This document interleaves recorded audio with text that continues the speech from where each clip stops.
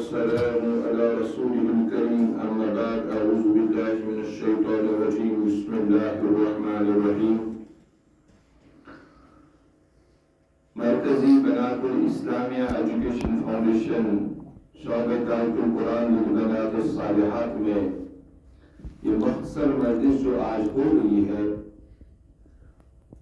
اس میں چند علماء کرام موجود ہے اور ہماری خاص مہمان محب دوست بھی جو دعوت القرآن مدرسہ دعوت القرآن کھوری کے ناظم اعلیٰ مفتی حافظ امتیاز احمد بلالی صاحب موجود ہے، اور یہاں کے استاد الحدیث مفتی اشفاق احمد قاسمی صاحب جو بخاری شریف و دیگر کتب احادیث کا درس دیتے ہیں، اور حضرت مفتی نصیر احمد قاسمی صاحب جو یہاں درس بخاری اور دوسری کتب احادیث کا درس دیتے ہیں، اور موجود باقی مہمان بھی موجود ہیں، اور مجلس میں اوپر مستورات اور طالبات کے علاوہ ان میں علماء کرام جو مستورات معلمات ہیں، بہت ساری جگہوں کے معلمات جمع ہے اور طالبات جمع ہے، تو دو بچوں نے حفظ قرآن مکمل ابھی کیا۔ اس سلسلے میں اتفاقاً یہ مجلس منعقد ہوئی ہے۔ آج 17 اگست 2023 میں مجلس منعقد ہوئی، اور یہ دو بچے جو ہے ایک ادھر سری نگر کے قائم مقام علاقے منڈی میں جو قیام پذیر ہے اور دوسری ڈسٹرکٹ کپوارہ سے تعلق رکھتی ہے۔ الحمدللہ، تو میں اس موقع پر مختصر یہ بات، کوئی لمبی چوڑی تقریر نہیں، نہ کوئی نصیحت، میں تو خود اس کا محتاج ہوں، صرف یہ کہتا ہوں اس زمین کے نیچے اور اس آسمان کے نیچے اور اس زمین کے اوپر اس دور میں سب سے بہترین مخلوق اگر کوئی ہے وہ طالب علم ہے۔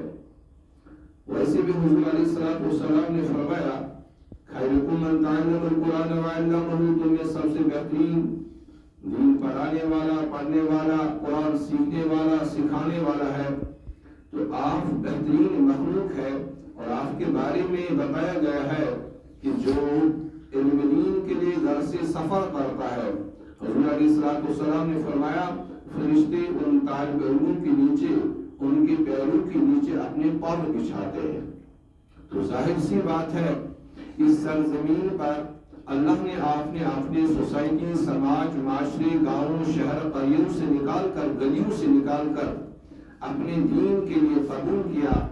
اس سے بڑھ کر آپ بچوں کے لیے، طالبات کے لیے، معلمات کے لیے، ان کے والدین کے لیے بہترین کوئی انعام یا خوشخبری نہیں ہو سکتی ہے۔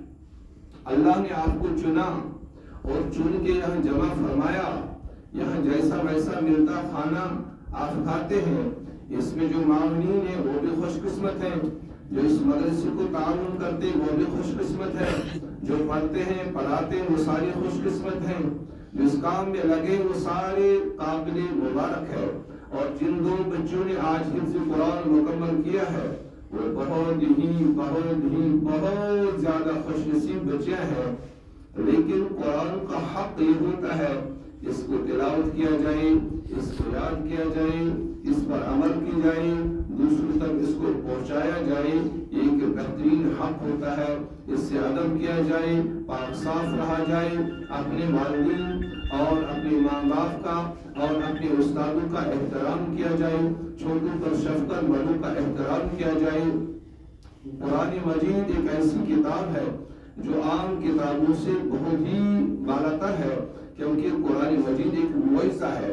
یہ کتاب ہی نہیں، یہ حروف ہی نہیں، یہ معجزہ ہے۔ اور قرآن کے جو بھی کلام ہے یہ کلام اللہ ہے، اور اہل القرآن ہم اہل اللہ، جو قرآن پڑھتے ہیں، قرآن میں لگے رہتے ہیں، اہل قرآن ہوتے ہیں، وہ اہل اللہ ہوتے ہیں، اللہ کے دوست ہوتے ہیں۔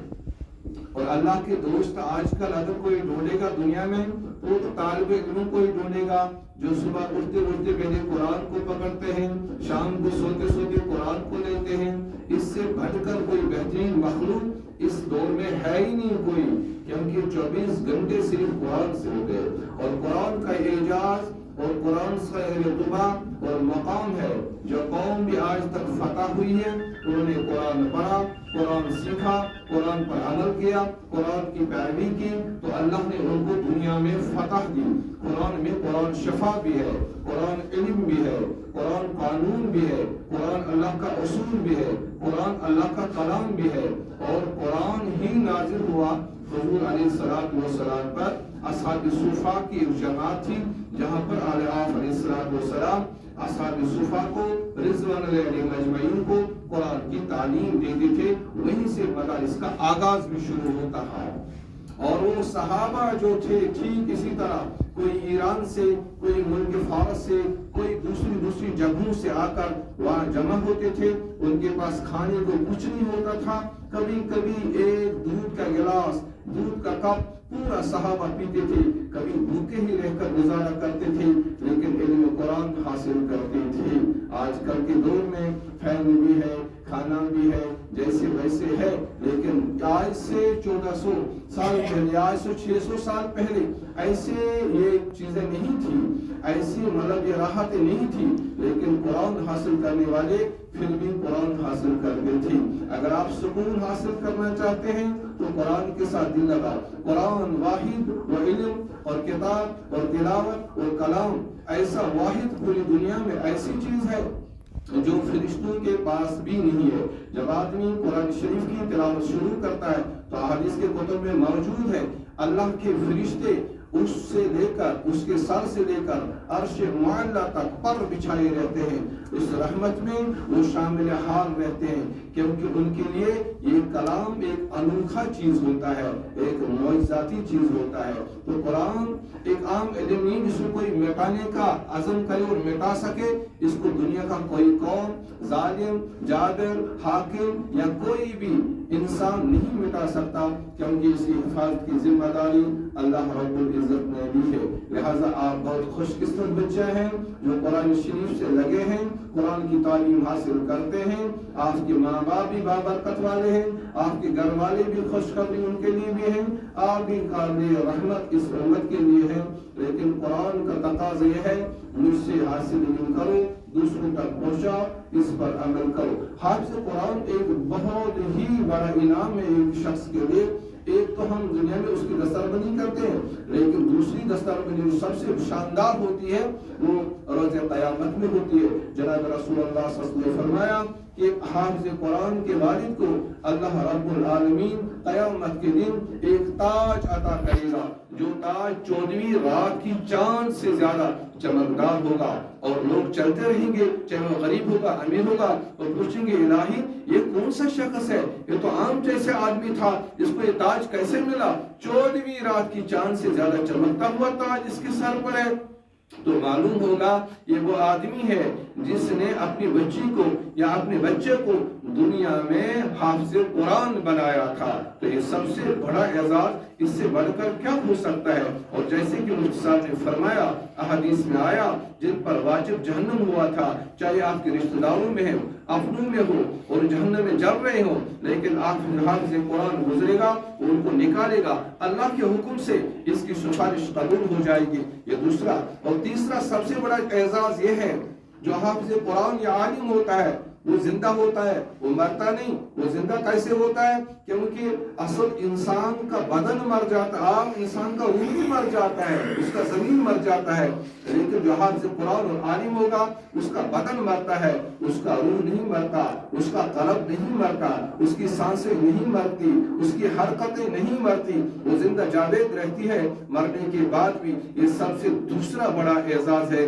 حافظ قرآن کے لیے۔ تو حافظ قرآن بظاہر ایک اللہ کا تحفہ ہے، جس کو اللہ نے عطا کیا، اس کو اس کی قدر کرنی چاہیے۔ قرآن کس سے نہیں بھولتا ہے آدمی کو؟ صرف جب گناہوں میں مبتلا ہوتا ہے تو آدمی سے قرآن بھول جاتا ہے، بلکہ احادیث میں آیا ہے جب آدمی گناہ کرنے لگتا ہے تو حافظ قرآن سے ایسا قرآن بھاگ جاتا ہے جیسے کسی کا اونٹ تھا، وہ باندھا ہوا تھا، اس نے رسی کھولی اور اونٹ بھاگ گیا، ایسے قرآن اس کے سینے سے بھاگ جاتا ہے۔ تو ہمارے پاس جو مفتی صاحب تشریف لائے ہیں، ابھی انشاءاللہ یہی شروع کریں گے۔ یہ پہلے جو بچے جنہوں نے یہ ختم قرآن کیا ہے وہ ذرا سامنے آئے، میں ان کو تھوڑی سی یہ حروف پڑھاؤں گا۔ آپ پڑھائیں گے آج مفتی صاحب قل یا ایھا الکافرون قل ھو اللہ قل الاصفار ناس اور اخلاق پڑھا کر آپ ادھر سے پڑھائیں گے، اوپر پڑھیں گے انشاءاللہ۔ اس کے بعد آپ کی مختصر بات اور دعا ہوگی۔